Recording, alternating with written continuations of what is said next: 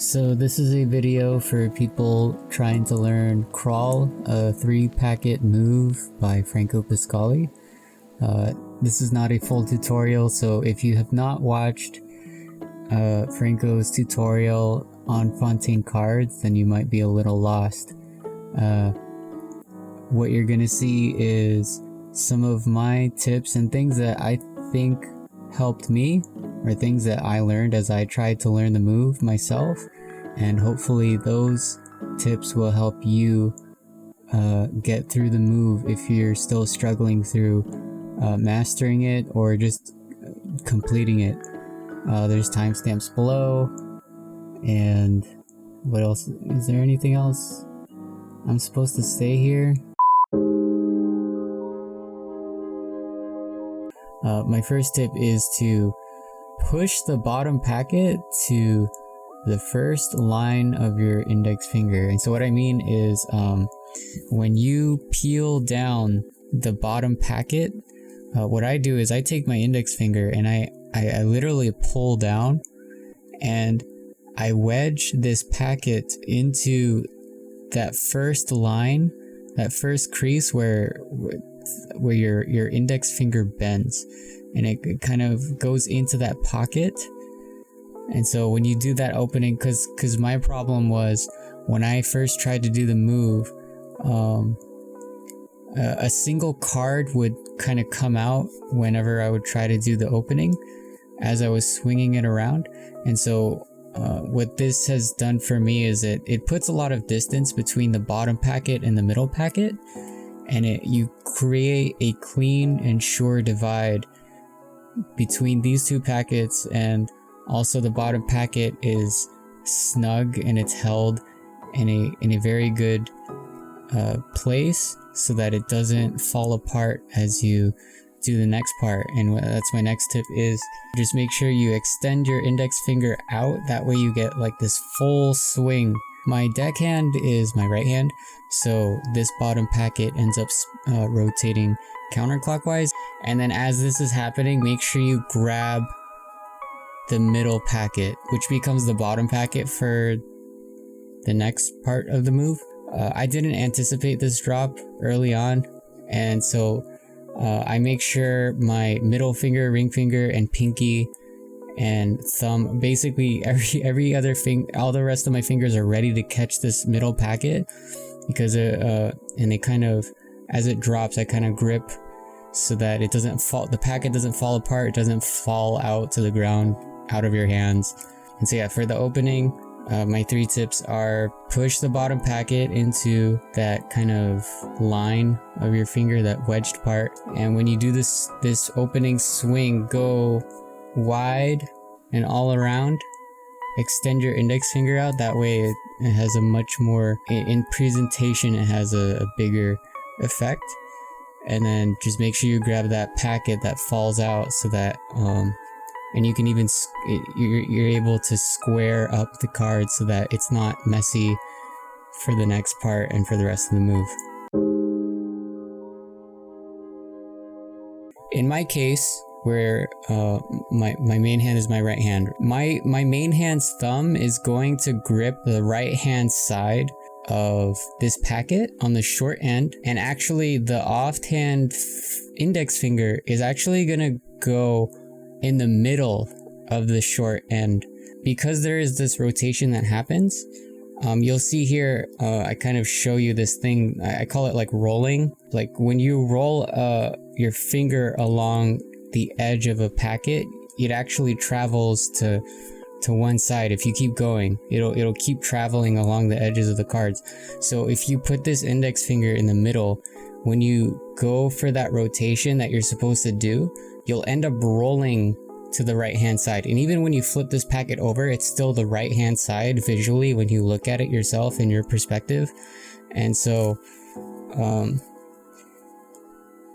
yeah, so and the reason why this is important, that you get a specific side and not the middle, when you flip over and you go for that big swing move that happens in Crawl, your fingers will want to be on that off side, because the other packet that swings up will need room, and the fingers holding that packet will need room. And you'll see here, like, you one side has your two fingers, and then the other side has other fingers, and then basically what you're creating is space so that these grips have room for each other. And also when the packet swings up, it will line up a lot better, which is very important for the hinge. And also when you swing, it'll swing clean. Your fingers won't hit each other, they won't run into each other. You're basically trying to make sure that the packets have space, your fingers have space.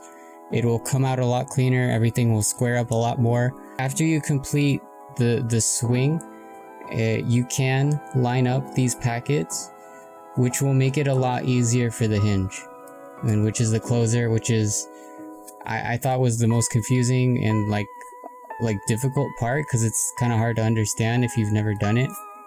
But yeah, if you can complete the swing well, you can show off one of the highlights of the move. It's one of the cooler looking parts of the move. And then if you're able to swing into a good position, you'll be able to complete the hinge a lot faster, a lot more smoothly, and a lot more clean.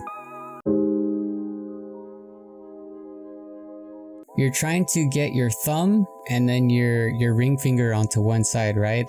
And you're gripping the packets that way. What I started doing was I realized I need to hold these packets with my other hand. I take my index finger, my middle finger, and my ring finger, and I shove them around these packets. So my index finger ends up at the very bottom between my palm and the bottom packet. Then my middle finger ends up sandwiched between the two packets, and then my ring finger ends up on top.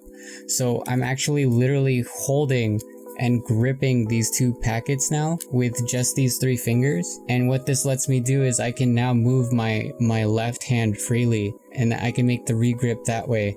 Yeah, once you grip it that way with those three fingers, as I mentioned, and you get the regrip done, all you need to do now is just start rotating your hinge hand, and then the middle finger of the gripping hand will be able to start pushing, and then you can match these two packets together and then close it. You just start opening this book and you start rotating your wrists, and then eventually you can match the packet that's in your main hand, and then you'll be able to close it just like a charlier cut.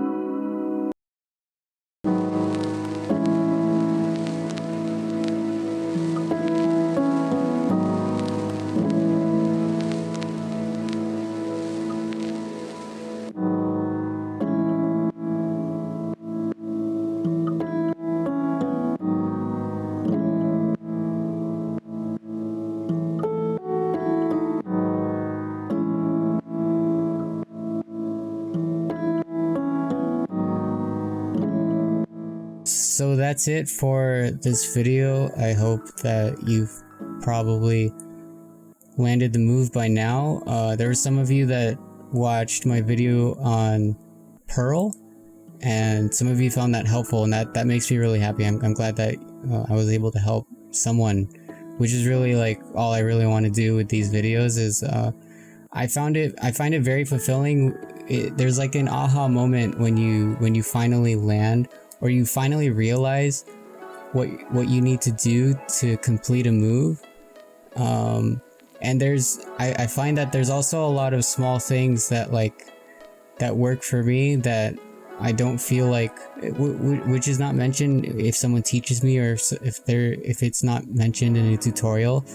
And so anytime I find those things, I'm I really want to tell someone. I really want to, anybody that's struggling what I'm struggling through, I really want to tell them, because I want to help them so that they don't have to go through as much time